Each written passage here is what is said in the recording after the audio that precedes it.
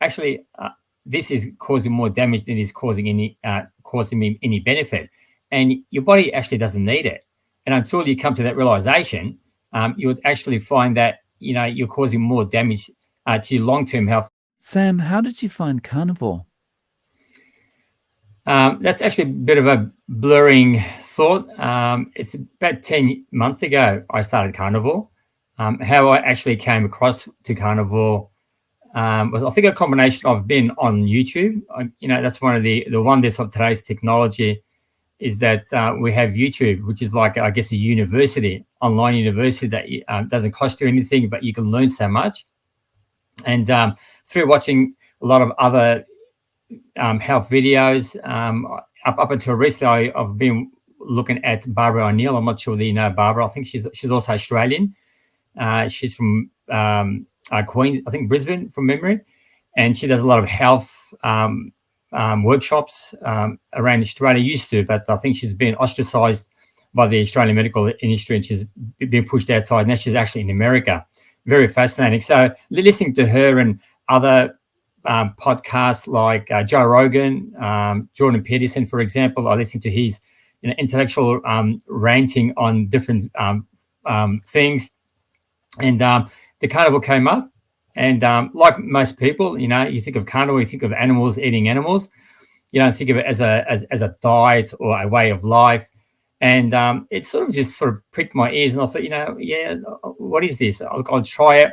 I guess going back to the Carnivore, I really didn't have any reason, any motivation to go into Carnivore. I've always been healthy. I've always been active. From very early age, I've played football. You'd probably know Aussie rules football for many, many years. So I've always been active and healthy and very fit at a very high competitive level.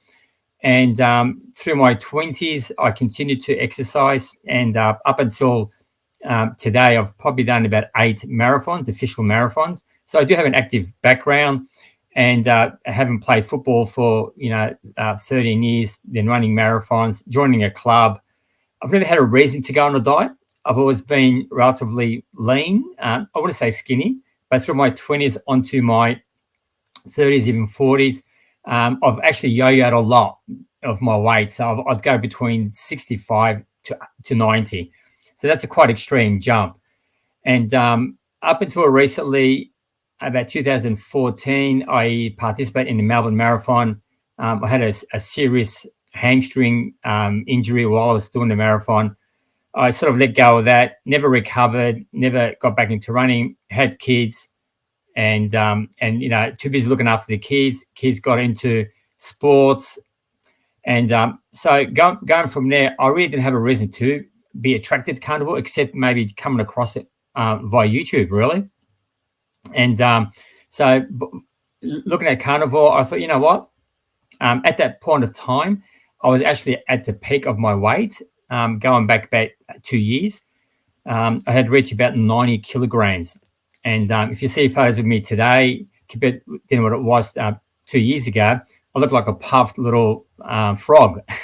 Very different. I know I didn't send you any photos at all, but it can be psychologically daunting on people like me who've had a very active background, very fit and very competitive, to get to that weight. Now I'm not tall. Nor am I short. I'm about 170 centimeters. I'm not sure what that is in feet. And to be 90 kilograms at 170, I'd obviously become plump. Put a bit of a body, stomach, and face was quite puffy. So 2 years ago, I decided to do something about it, and slowly but surely got into walking, more jogging. Remembering I have a running background, so this was quite a challenge to, start all over again, doing a bit of walking.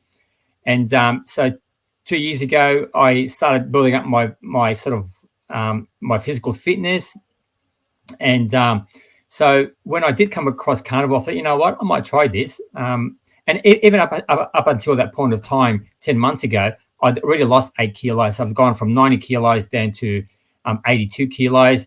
And I wanted to also be leaner and get back into running. Something I haven't mentioned earlier, that I got 3 kids, 2 twins and a boy, and they all did little athletics throughout 10 years of their life. Two of them have been national runners in Australia at the competitive, the age group level. So I thought, you know what, I think I can get back into running. I need some more motivation. So I started running slowly, participating in a couple of events with my daughter about 2 years ago. Until I hit Carnivore, I was about 82 kilos. And then, so from starting Carnivore, I really started learning about health. You really don't realize how much you don't know about health until you get to I guess, a point of crisis. I guess it's like anything else, like we had, for example, 4 years ago during COVID. Until you hit a crisis, you really don't know, how vulnerable you are. And through Carnivore, I started learning a lot. I dug deep into reading a lot about, Carnivore, more about the health, really. And I started reading books by Robert Gutsick. As you know, you've probably heard of him. He does a lot about sugar online. Books around hacking the American mind was one. A more recent one that I completed was Metabolical. He's got about 5 books. I've read, I think, 2 of them now.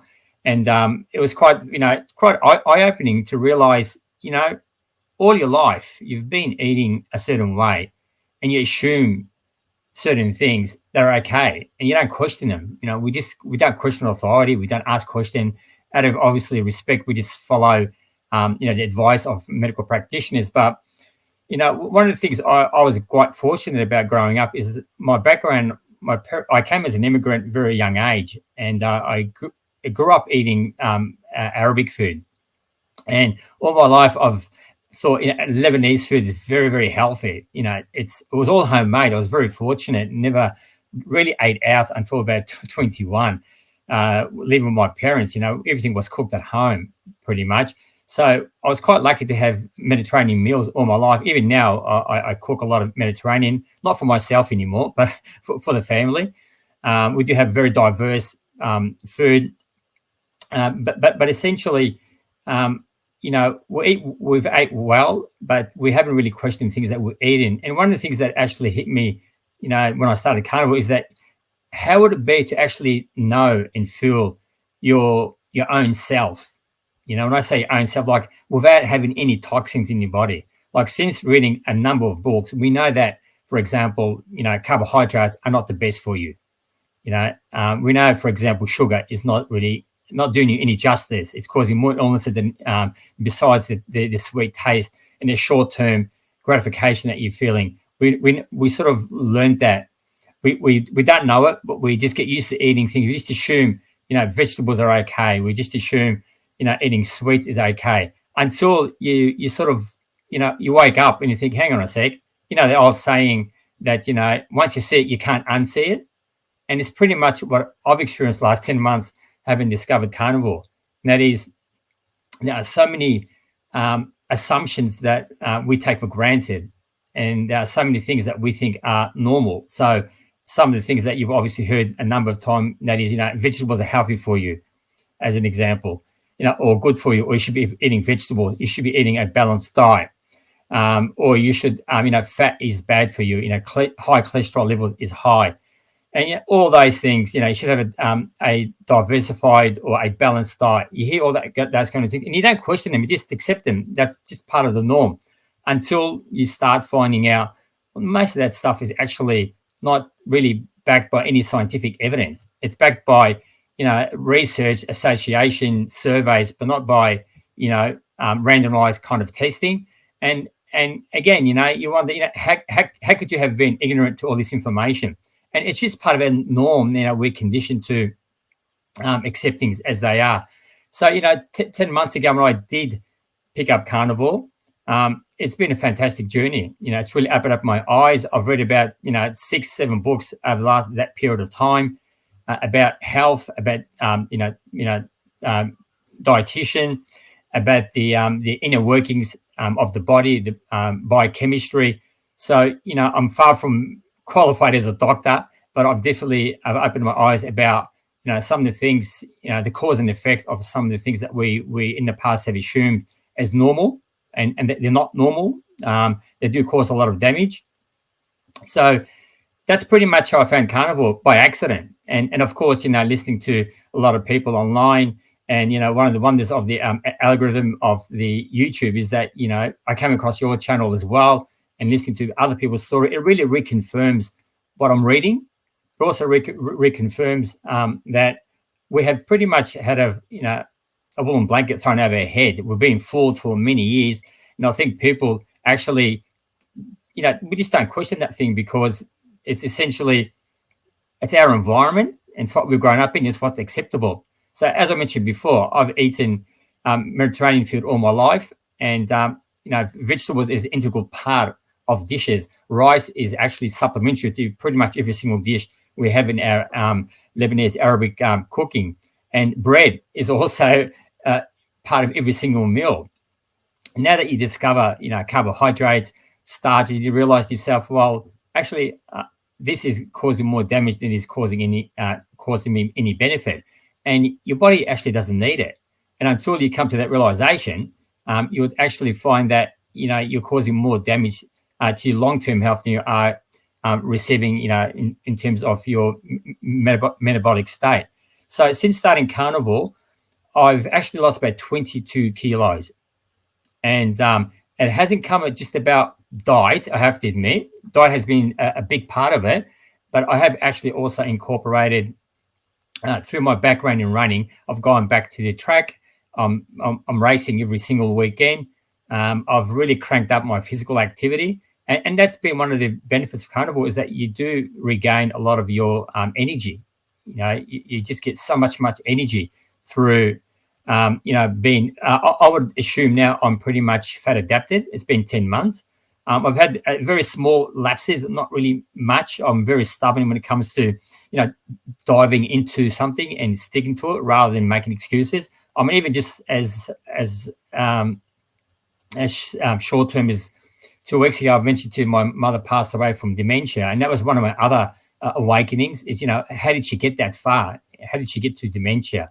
What caused dementia? So once you go into those things, you basically realize it is all about your diet. But just going back to my almost relapse, is I was quite stressful period of my time in my life. Even still dealing with that today. And that is, I almost went for that coffee. Look, you need a coffee, just grab a coffee. And up until about 3 weeks ago, I was drinking between 3 and 4 cups of coffee a day. And that was pretty much my last defense on being on a carnivore diet. And I know how many people on a carnivore diet do not give up the coffee. And I was pretty much the same. It's one thing, I want to drink coffee. But then the more I thought about it, and the more I think about it now, is I want to actually experience what it is to be human. To eat what is actually natural, to eat things that is not negatively affecting your body or incorporating toxic. So I thought, look, let me take that out. And I was quite surprised how easy it was for me to take a coffee. I don't know, it's not the same for everyone else, but although having some mental lapses, I actually haven't drank a coffee since then, and which has been quite beneficial. But and again, going back to my cultural background, coffee is integral part of our gatherings. We have Lebanese coffee on a regular basis, and I'm not sure whether you've had like Greek or Turkish or Lebanese coffee, the percolated kind of coffee, and it's very low simmering, muddy coffee. It's quite nice. One of the things about coffee is that it doesn't impact on me as it does other people. I know my wife, she has coffee, she can't sleep for hours. Well, I can have a cup of coffee and be in bed 5 minutes later. So giving it up wasn't a big deal, but I was quite surprised. I didn't have any cravings giving up coffee. But going back to my sort of journey into Carnivore, having lost 22 kilos, I feel I've got so much more energy. I can do so much more activity, and I've regained my physical vitality in terms of now I can quite easily run up to 90 kilometers a week, and I can compete at both at an open level plus at a masters. I'm not sure whether you're familiar with the masters competition here in Australia. It's for anyone who's over the age of 30 can participate, and you have various clubs around the state who come together every couple of weeks and compete against each other for track and field and also cross-country racing. So between that and also Athletics Victoria, which they compete every 2 to 3 weeks. So I'm racing pretty much every every weekend. I know it's not advisable. Someone at my age, I'll be turning 54 this month, and I feel like I've actually regained my vitality back to the age of about 20. So in terms of my weight, I've gone from 90 and having been assisted by Carnivore for 22 kilograms, I'm now down to about 63 kilos. So it's been about, overall 2-year journey plus the Carnivore discovery. It's been about, almost 27 kilos. And that makes a substantial difference on my health and my vitality, the pressure I put on my body. I do a lot of intensive training. One of the things I find that has been very helpful in terms of weight loss, and again, it wasn't really why I went into Carnivore to lose weight. I knew eventually I'd lose the weight, but it's been a massive acceleration of weight loss. It's just amazing how much weight I've lost, and it's been pretty reasonable too. I know people worry about losing too much weight, losing water. For me, 22 kilos in 10 months is not that unrealistic. It's been slow, it's been consistent, but more importantly, I've actually gained more muscle mass. So I've hit a plateau. I can't seem to lose any more weight. I'm putting myself under a lot of physical pressure by competing and jogging every day, almost between 6 to 7 days a week. But it's got to a stage where now I've just built so much more muscle mass. Even my son, who's only 20 now, he does a lot of weights, and he often comments and he say to me, "Dad, you look so much more muscular. What are you back on pumping weights?" And I say to him, "No, I'm not. I'm just actually eating my Carnivore diet. As you know, it's high protein, high fat diet, and I might do some of the passive exercises like push-ups and sit-ups, but other than that, I don't really go to the gym. I don't pick up heavy weights. I don't need to. I don't want to be bulky. I just want to be basically, fit and healthy. And I do have ambitions to also try to qualify for a national competition for my master's qualification at my level. So I'm more focused on running rather than be concerned about building muscle mass. But the muscle mass itself, by being on a Carnivore diet, it amazes me how much more muscle I have now. I often get comments from my running colleagues, they say, "Oh, look at you showing off your ripped body," and it's like, well, I'm not doing anything. I'm just doing what you're doing. The only difference is essentially what I'm eating is very different. I'm eating more meat. I eat only meat, and I eat obviously. One of the things I have learned, obviously, the importance of fat and how important fat is to human function, especially the brain function. And so, my local butcher where I get my meat from gives me fat for free and gives me bones for free. So I'm always making beef broth. I have beef broth every single day, which is I really really enjoy having.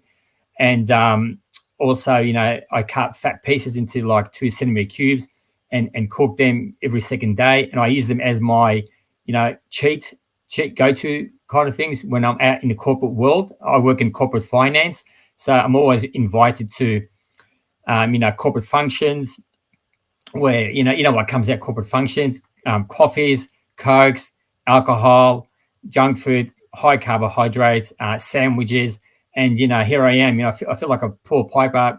I'll grab a nice, beautiful. What I used to think is it was a beautiful, chicken tandoori, sandwich, and here I am picking out just the chicken and leave the bread and leave the salad on the side. So people give you these funny looks because you're just eating meat. So look, being on a Carnivore, for me, has benefited my running. Well, I'm really, really helpful with that. I've been able to go back to my very active lifestyle, but also it's allowed me to open up my eyes about what I am actually putting into my mouth. What is it? How is it going to benefit me? I often say to my wife now, if it's not natural, if it's not real, it's not going to benefit my body, and my body's not going to use it. I'm basically not going to put it in my mouth at all. So I don't eat anything, obviously outside meat today, and so it's been a pretty short, quick journal, but it's been a really big eye opener for me because when I think back about my mother's death and some of the things I look back at, and that is, why didn't I question the doctor that was, putting my mum on insulin for almost 20 years? And, as you know, people don't realize today, it's like like in an American gridiron, they use the playbook. This is the playbook. This is what I want you to do. And this is the end result. It's pretty much what we have in front of us in life. The playbook has been written for us. It's been written for us by people who don't have our self-interest, who don't really care about our individual health, don't know us individually. And, when I say the playbook, I'm referring to, you're eating incorrectly, you're putting on weight, you become obese.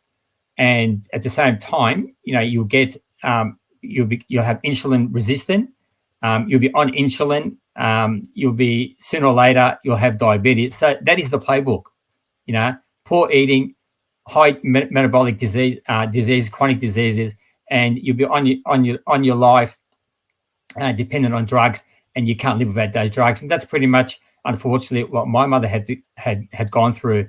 And I reflect, and sometimes I'm fairly sorrowful for the fact that back going 15, 20 years ago, I didn't ask more questions about, should you be off insulin?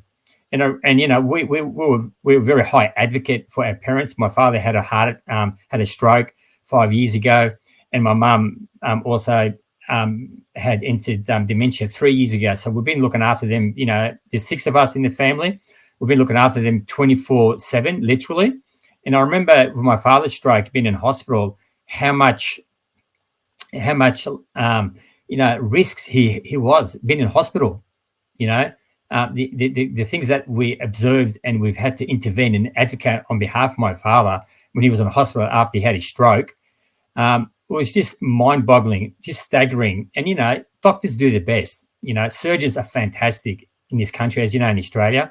But the hospital system itself, it was like walking into, you walk into an airport, and it's like a frenzy. People going left, right, and center. You get in, you just don't know what's going on. You got to find your passageway through the puzzle to get to your security, your luggage and so forth. And that's what hospitals are. They're absolutely crazy. And we witnessed a lot of, potentially, catastrophic situations where, my dad was given the wrong medication. The medication was given the wrong route, doctors essentially not advocating properly for him. We've had to push really hard.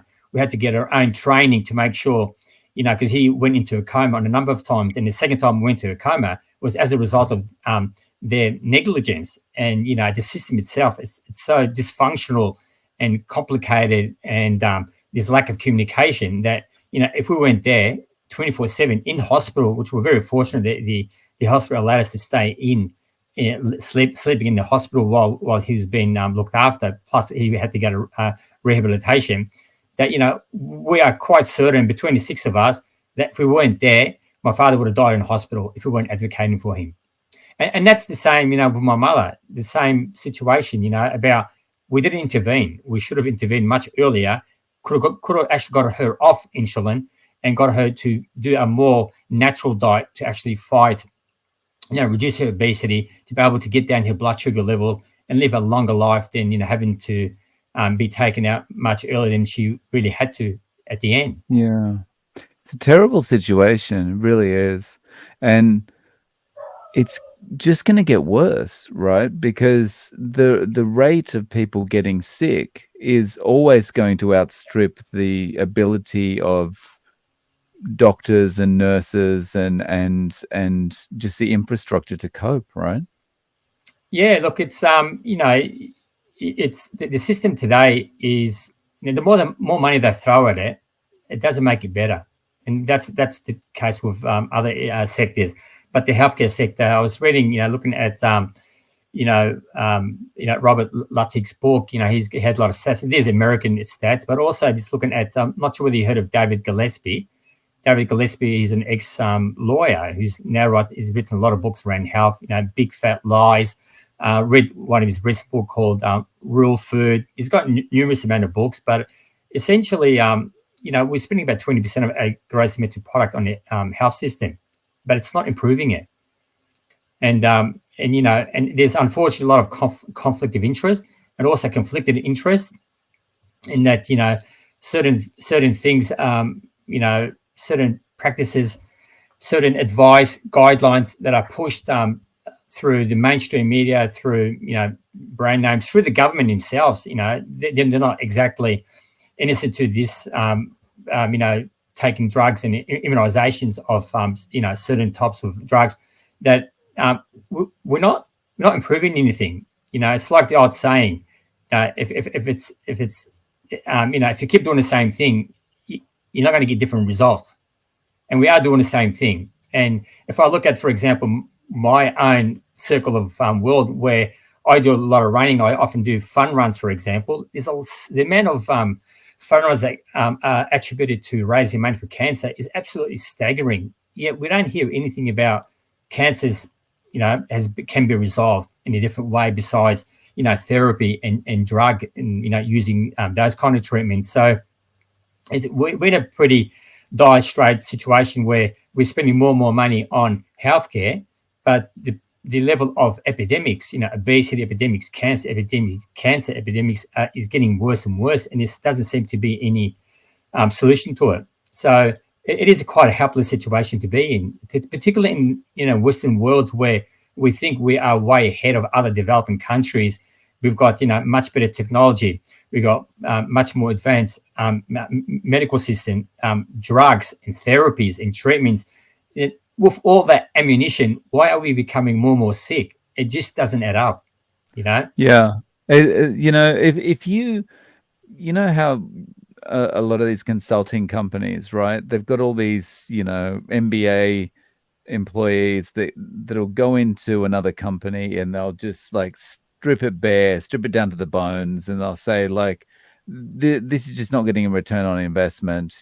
This needs to go, that needs to go. Let's streamline this. If they actually did that to the health system, like they would strip the guts out of it, because it's like the return on investment is terrible. You look at the state of people now, and it's like, well, what are you spending the money on?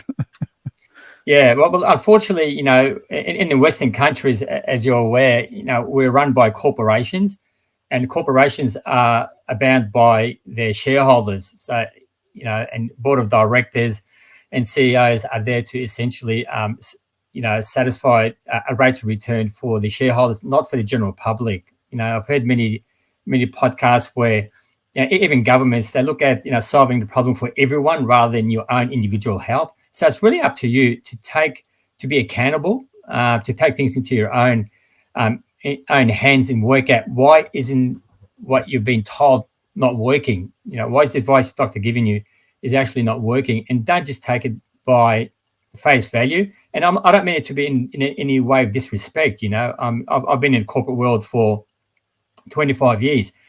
And I'd hate to have someone who has no qualification trying to over-challenge me without having substantial evidence and information. So, I can recite to you my recent experience when I first started Carnivore. My wife said, that's crazy. You got to have vegetables. The old stories. You need fiber. You need vegetables. It's a balanced diet and so forth. And my sister, who one of my older sister, who has a lot of health problems. A lot of them are driven by emotions as well. It's not just about your physical; it's also your emotional state. And she said to me, "Look, you've got to go and get some blood tests." I said, "Look, I feel okay. I mean, I'm exercising. I'm not having any heart palpitations. I'm not having anything that scares me. But essentially, I said, look, okay, I'll go and do it." So when I started Carnivore, which was back in July last year, 23. I had already actually planned to run a marathon in New Zealand, in Queenstown. So I thought, you know what, I'll start the Carnivore and I'll go and see a doctor. So I went and got my bloods. And that's really the first ever time I paid attention to bloods, which we never do, unless you need to go to see a doctor because you got an X-ray, you got a fracture, those kind of things, but I never paid attention. So I started learning about, lipoproteins, what is cholesterol, what makes up cholesterol. So when I looked at my cholesterol levels, my blood sugar was about 5.6, which was acceptable. I think it's under 6 is the norm in Australia, 5.6. My LDL was normal, triglycerides was normal and HDL was normal. So I delved into reading some books around obviously what all this means. But so I did the test, it was fine. 3 months later, I did it again just to see how I was going. So I was quite sensible. I didn't want to be dogmatic about, hey, I got this new diet or this new way of life. Let's just do it and see how it goes. I was quite cautious about going into the carnivore diet, which you should be. Get your markers done before you go into. Also, it's a good measure of your tracking your improvements and where you stand. If any ailments come up while you're going through this, you can actually address them quite, in a timely manner. But so to give an example, I had 3 blood tests, and they span the time before I started carnivore, every 3 months up until about a month ago. So I did 4 blood tests, and the interesting thing is that my HDL was quite normal, around that, very, very consistent, around at 1.92. Triglycerides was around that 1, didn't move up much at all. It was only the LDL that was jumping around like a yo-yo. It was only the LDL, and the first time I saw the first doctor, I went back, and interestingly, when I did my blood test, my LDL was high. I think it was about 7. It came up as 7, the LDL, and I remember this guy was looking after my mum at that time. It was a Sunday late evening at 10 o'clock when he basically called me, said, look, I've got your blood test. Your LDL is very high. You're going to have a heart attack. I had a heart attack at the age of 33. That's what he was telling me. I'm going to send you a prescription. And within 5 minutes, I got a text prescription for, believe it or not, statin. It was a form of statin. It was actually a text straight away. I looked there, and I actually got a bit of a scare. My heart pumped. I think, wow, I'm going to have a heart attack. And although, I totally discounted the fact that I was running, 60 Ks a week up until that time. And the day that I actually saw him, because the next day I actually went and saw him, he said, I need you to come in, Nick, tomorrow and discuss your health. I'll write you up a plan. I'll give you a referral to a dietitian and maybe go and see some sports physiologist. So next morning, I went and saw him, and I did my homework on statin, and then I realized, it's actually not as beneficial as it is. And the next day when I spoke to him, he said, look, you need to go and get this statin, and here's a couple of referrals, one to a dietitian and one to a sports physio to get your exercise done. I said, look, I actually just did a half marathon before I came and saw you. I went for a long run. I feel fantastic. I don't actually understand why I need to go on this statin. I said, I've done a bit of homework on it, and it seems to me there's more side effects than there are benefits. And I've lost a lot of weight up until that time. It actually was down about 15 kilos. So I've lost a lot of weight. I'm running every second day. And I'm not sure why I need to go on a statin. And he said, well, if you don't take it, you might have a heart attack. I said, okay, I'll have a think about it. So, I was quite disheartened with this particular doctor, and the fact that he was more quick to respond to a medication rather than actually ask me, what are you eating? He didn't even bother asking me, what are you eating? What's your diet like? Although I had to really give him the information, the fact that I'm actually running a lot, he didn't ask me what I was eating, but he did sort of suspect. He said, well, maybe because your ketones are up. But I didn't explain to me what ketones were, and I was totally ignorant to ketones. I had no idea what a ketone was. And I thought, hey, what is this ketone? So I went home, did my homework, and found out more information about it. But after seeing that doctor, I actually went and saw another doctor, and I thought I wanted to get a different perspective. To my surprise, my LDL, when I saw this doctor, had actually jumped up to 12. Sorry, my overall cholesterol had jumped up to 12, and my LDL had actually jumped up to about 9. So it's gone up again. And up until this stage, I hadn't gathered enough knowledge about, why my LDL was jumping up as high until I started doing more homework. But I was quite surprised with this doctor. I was more upfront with him. I told him that I was actually on a carnivore diet. And to my surprise, he said, look, yeah, that's fine. You can do a carnivore diet, but I want you to start introducing more vegetables, have more vegetables, have some bread. So he was quite angry. He got really irate with me, this second doctor, not as calm as the first doctor, but he was more open-minded the fact that I was on a carnivore diet. So again, I discounted his opinion and continued on my carnivore diet. By the last reading, my total cholesterol had actually reduced down to 6.8. So it's gone from 12 total cholesterol down to 6.8. So the way I sort of read that is that my body is actually getting used to be more fat adapted. And initially, my ketones level had jumped up because now I was eating predominantly more meat, more fat, and and eggs. That's what pretty much what my diet is today. So I'll be surprised maybe the next couple of months, which will take me up to about my 12-month anniversary, I had to get my blood test again to see what my overall cholesterol is. But the surprising thing that to me was the thing that stayed consistent was the HDL and triglycerides. The thing that actually crashed was the LDL. So my LDL actually went back much down than it was at 9. It jumped down back down to I think it was about 5 or some reading like that. So with just listening to myself and getting those blood tests early and consistently, it just gave me that confidence that what, my body is just actually adapting. It's getting used to my new way of eating. I don't drink alcohol. Never been a massive alcohol drinker. Got a couple of alcohol, but I literally gave that up. My diet today, there's nothing that comes in packets, nothing that comes in cans. I basically consume. As I said, I've given up coffee. I do drink just water. The only thing I do enjoy now is tonic water and the diet tonic water. And I'm aware there's 3 sweeteners in the tonic water that I need to shake out. It's the only thing that I've actually kept to my armor at the moment.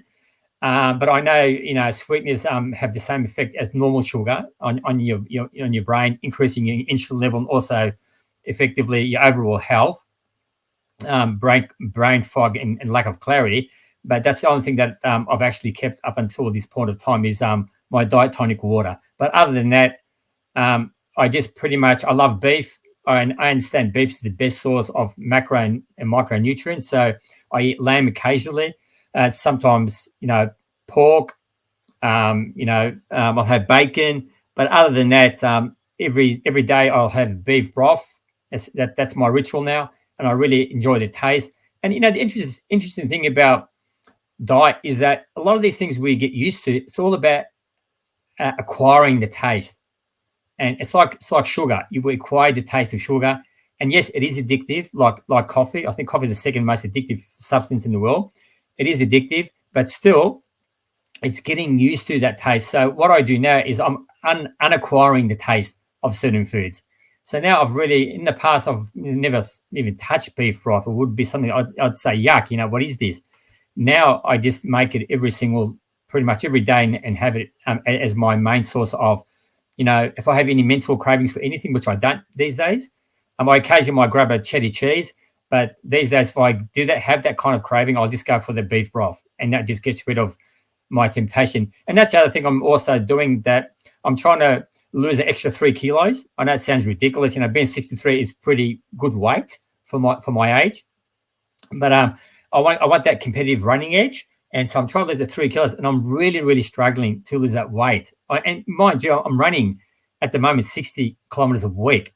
I've had to back off because of a short. It's the tonic water. I don't know what it is, but I actually had realized that, and that's the thing about the carnivore is that you go online and hear these stories. I'm sure you listen to Paul Saladino, Anthony Chaffee, more hardcore carnivores. He just eats meat, for example, nothing else, just meat and salt and water, and and I'm all for that. If you're ready for it. If you're not ready for it, you've got to transition. It's very important to transition. And, you're talking about, I'll be 54 this month. You're talking about, 53 years of way of eating. You can't unwind that in 1 year.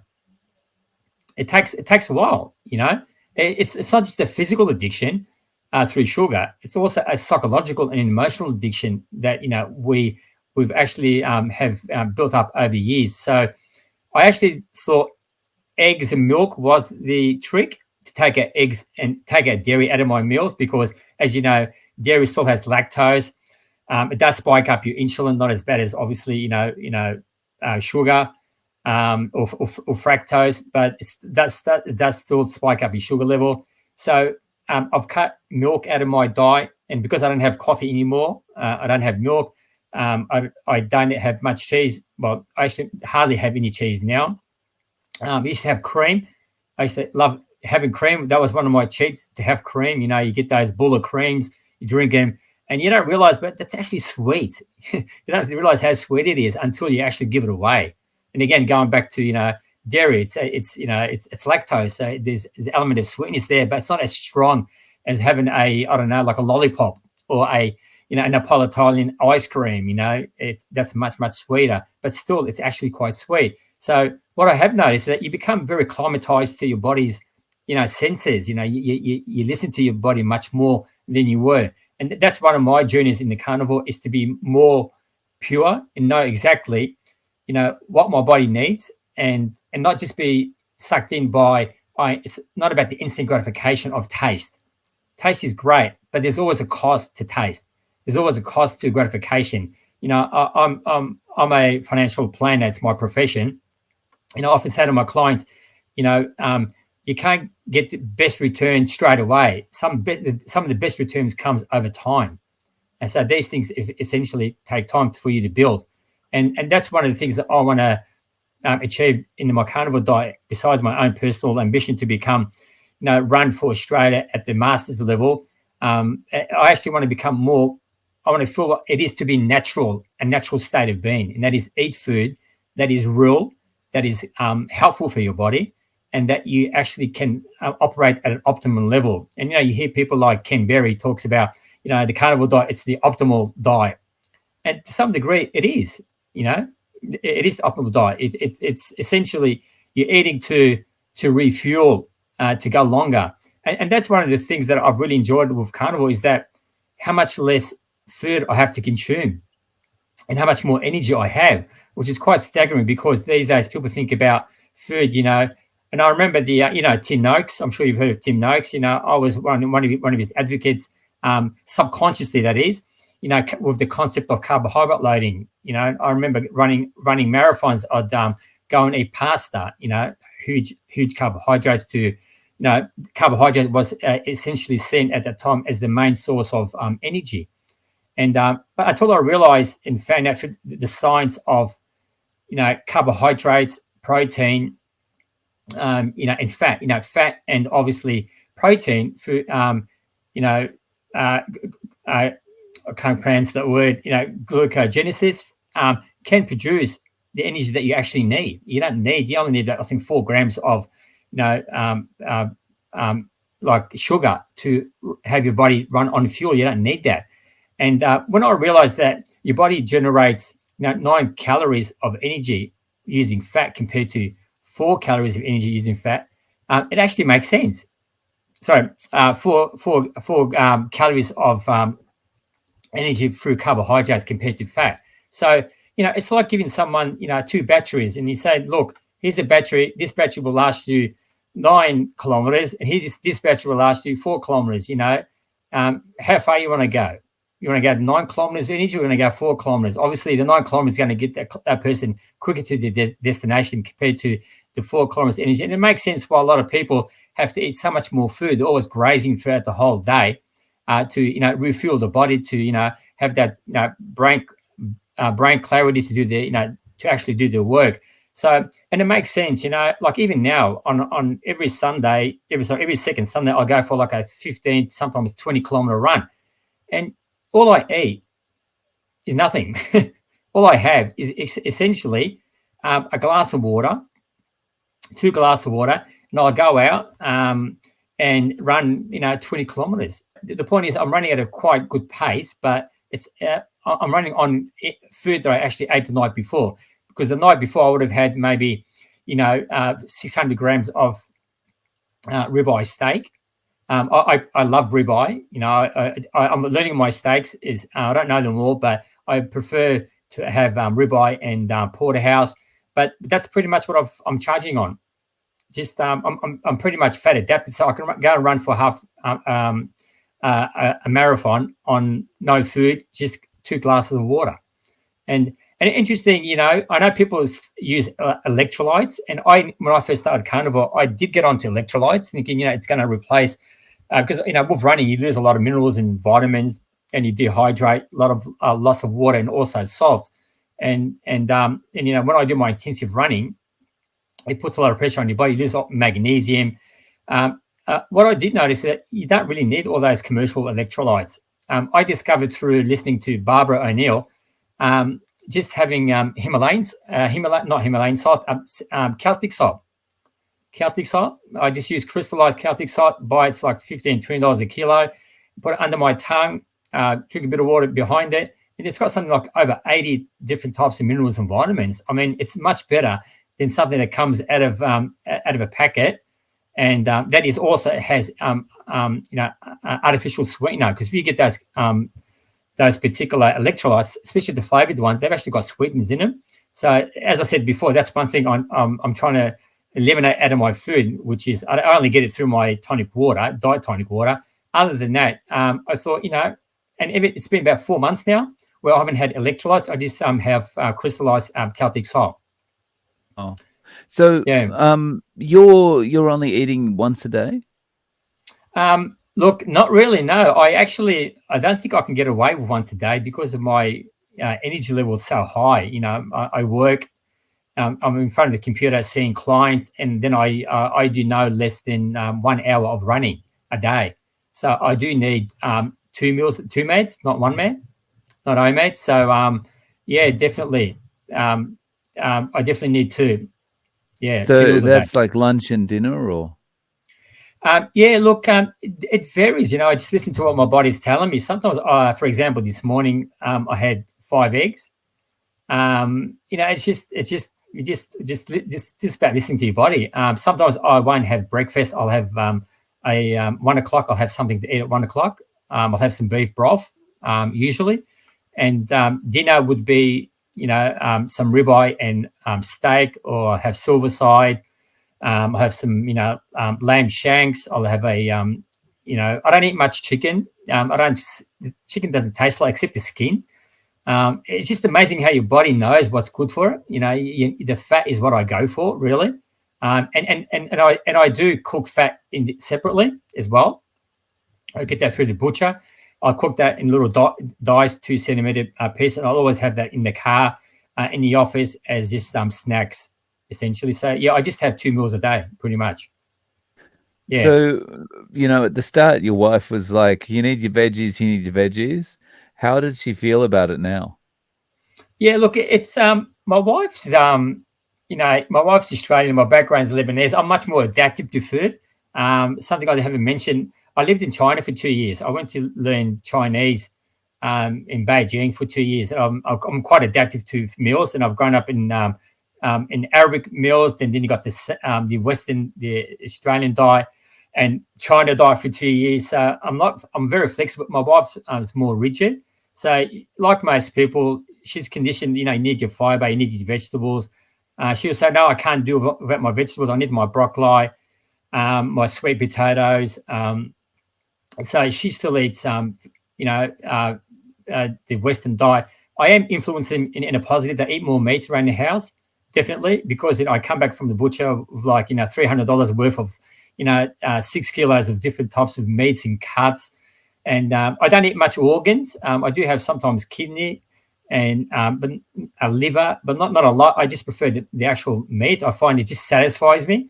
I don't feel hungry. I don't feel peckish whatsoever.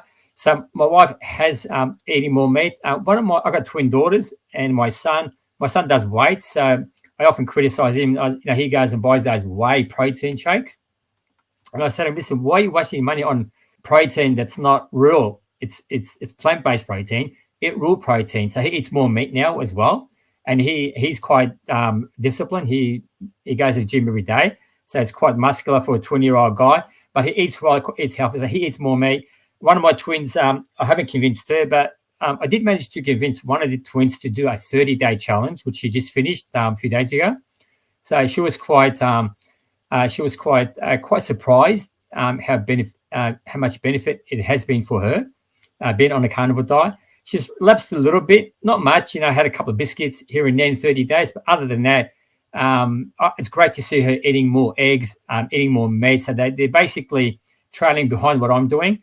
But unlike me, they still incorporate things like pasta, noodles, rice, fried rice, that kind of your typical Western diet. But they're definitely eating more meats. And I think with my ranting about the benefits of the carnivore, the diseases that it overcomes, because I've learned so much about the carnivore, about health. I did biochemistry at uni, but I didn't really understand the impacts of how it has on your body. And with all the chronic diseases that we have today, look, most of them are just purely they're diet based. It's pretty much the food that you put in your body that, yeah, it doesn't kill you today, just like smoking never killed you today, killed you over time.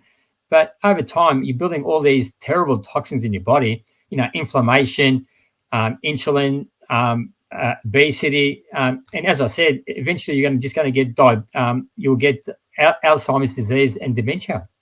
So, yeah, my family has definitely been influenced by my way of eating. And I think in a positive way. And I don't want to impose it on them. They've got to find their own path. But they do definitely do more exercise. We as a family do these park runs, and I'm sure you've probably heard of them. Park runs all around the world. Every Saturday morning, people get together in parks around the country, and they run 5 kilometers. They've been around England since 2008. But we do these park runs pretty much every single weekend. They don't cost you anything, and they're community based. They're in different parks, different parts of the suburbs around every city. I'm sure there are a few of them in Japan as well, but around the world, and we get involved in that. So our health consciousness has really increased since I've been around discussing carnivore diet with my family. Definitely. Nice. So you talked before about how, some of your running mates, they'll be saying, "Oh, you're just showing off your muscles. What's going on?" So if one of them said to you, "Look, you seem to be doing really well. How can I get started with this carnivore thing?" What advice would you give them? Yeah, look, I do mention sometimes just off the cuff to some of my running colleagues that I'm doing carnivore diet, I'm just adapting. A lot of them are just it's like they've seen a ghost. It's like, is that what you just said? They just don't believe what you said or what it is, and they just got a very sort of not negative, but like a brush attitude towards it. Oh, what is this carnivore? Just another diet sort of thing. The advice that I would give anyone looking at carnivore is you've got to take baby steps. It's the old theory of nudging someone. You've got to nudge them slowly. You can't push them. You push someone, they're going to react. It's Newton's law in action and reaction. They're going to react, and actually you're going to put them off the actual understanding carnivore and looking at the benefits and how it actually affects them. Our physiology is all different. Mine is different than yours, and yours is different than someone else's. So, and people come into carnivore from a lot of the testimonies that I've heard with a lot of health problems. I'm sure you've heard of many of them yourselves. I can't recite any health problems I had really, besides being overweight, which is a health problem. So just to nudge them into understanding the actual way of eating. Don't see carnivore as a diet, because it isn't a diet. When you think of a diet, it's about following a structure. It's about following, how much carbs. It's like keto, for example.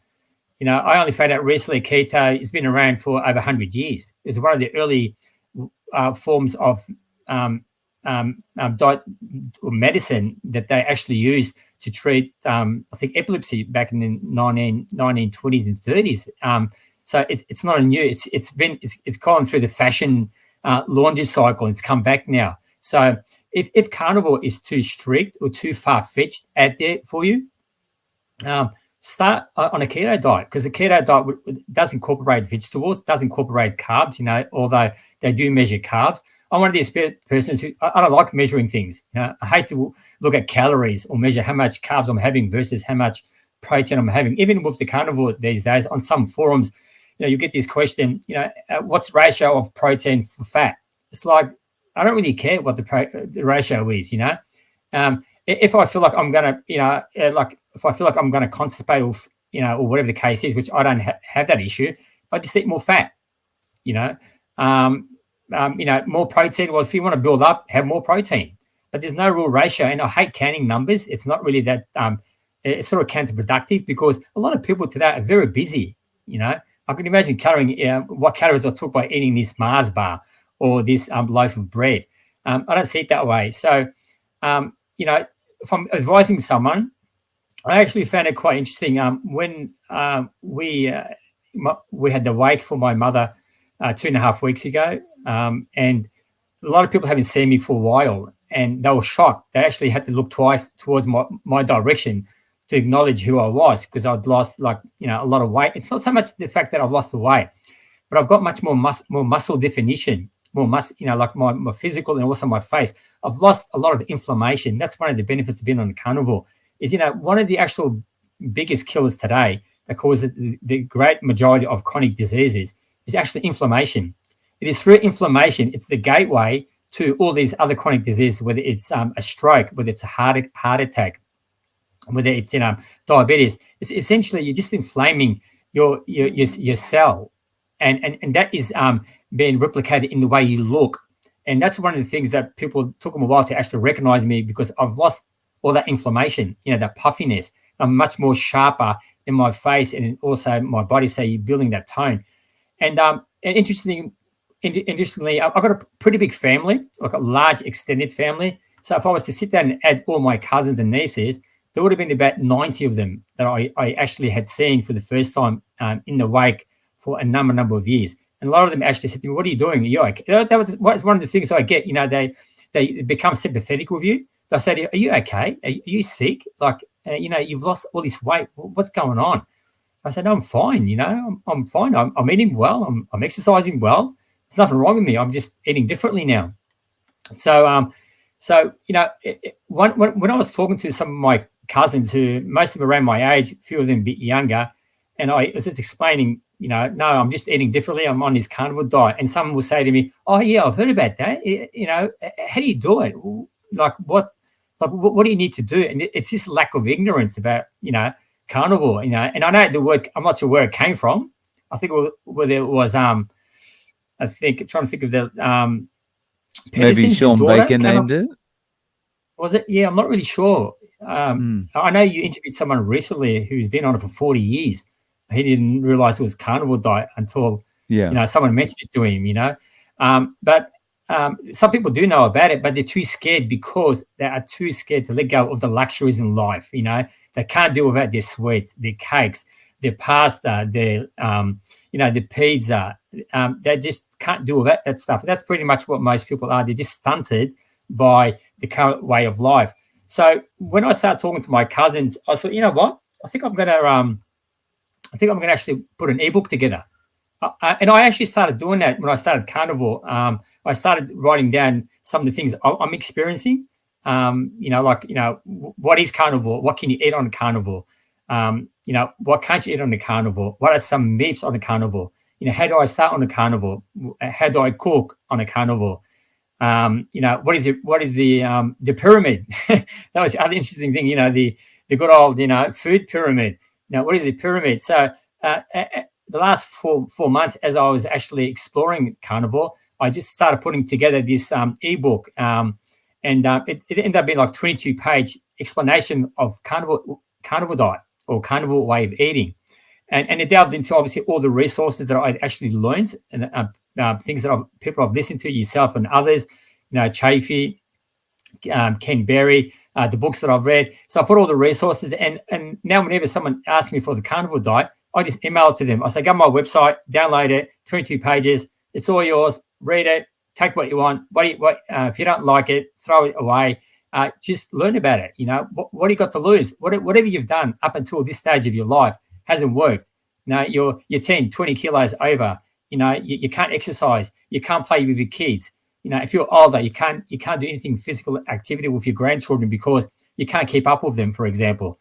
So now when it comes down to giving advice, I try not to go into too much because it's not a short story. It's a lifelong journey being on this way of eating. So I just refer them to my website, download the Carnivore book, and look at all these resources and find your own path, because it is an individual pathway. My journey is not the same as your journey. As I said before, I didn't come to Carnivore with all these illnesses. I didn't have a mental health problem. Besides being overweight, I didn't have any irritable bowel syndrome. I didn't have, all these other medical conditions, which I can't even remember half the ones that I've heard of. I came into it by accident. I've discovered that I can live longer. Interesting thing is that, through my own background, because I do a lot of retirement planning for my clients. And one thing I say to them, especially over the last 3 to 4 months, I say, listen, you want to invest your money in a certain way. You want to diversify, a bit like in health. They talk about balanced diet. Have protein, carbohydrates, grains, and fats. In finance, it's like invest your money in gold, in shares, in property, in bonds. What I say to them today, I say, have you actually invested some of your time and money into your health? They say, what do you mean? I say, well, you want to put 100% of your money in shares, for example. Why don't you put 5% of your money in improving your health? Go and get regular checkups. Go get a gym membership. Go join a group of people.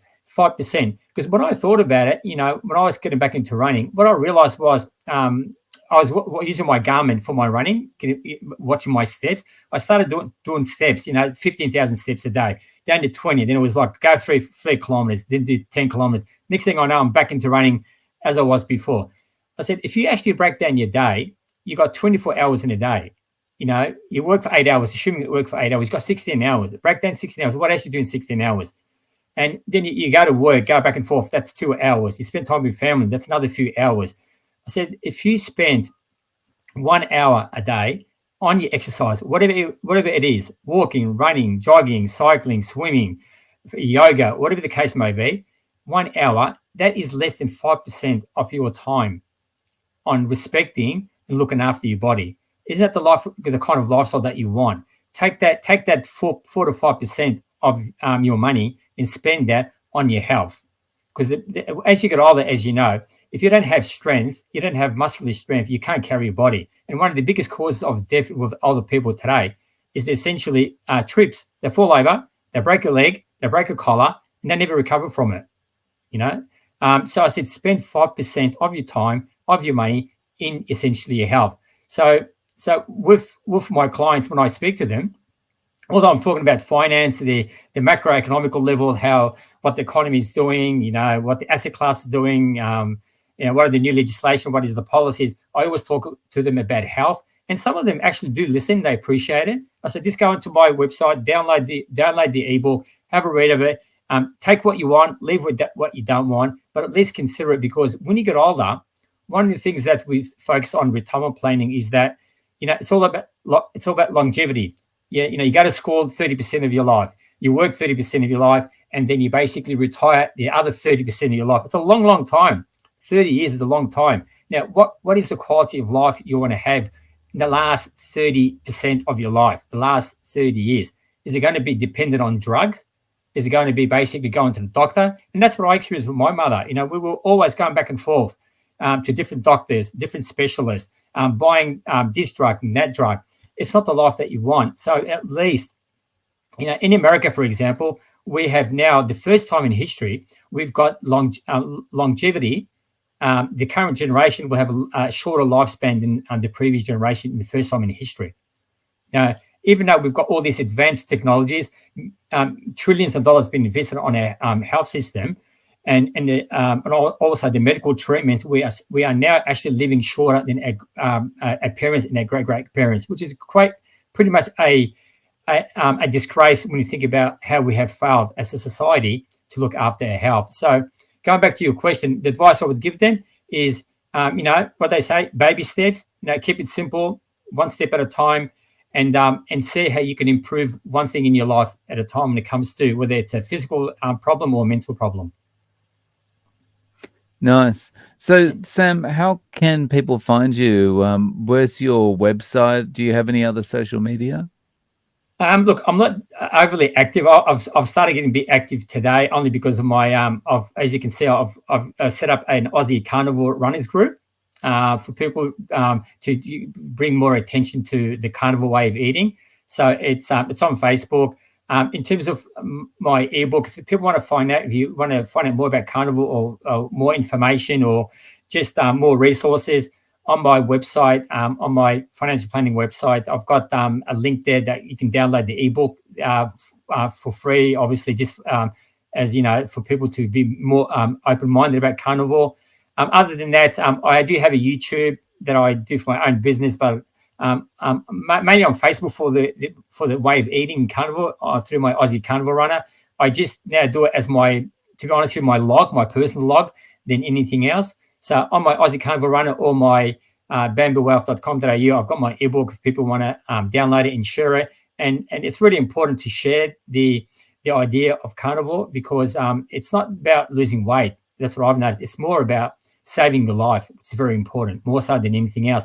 And, your health, you cannot pay for your health. And no matter how much money you have, you essentially cannot replace your health, but you can definitely replace the money that you've lost. So it's really important to look after your health. Yeah. Thank you so much for coming on and sharing your story, Sam. I really appreciate your time. Thanks, David. Thanks for having me on. I appreciate that.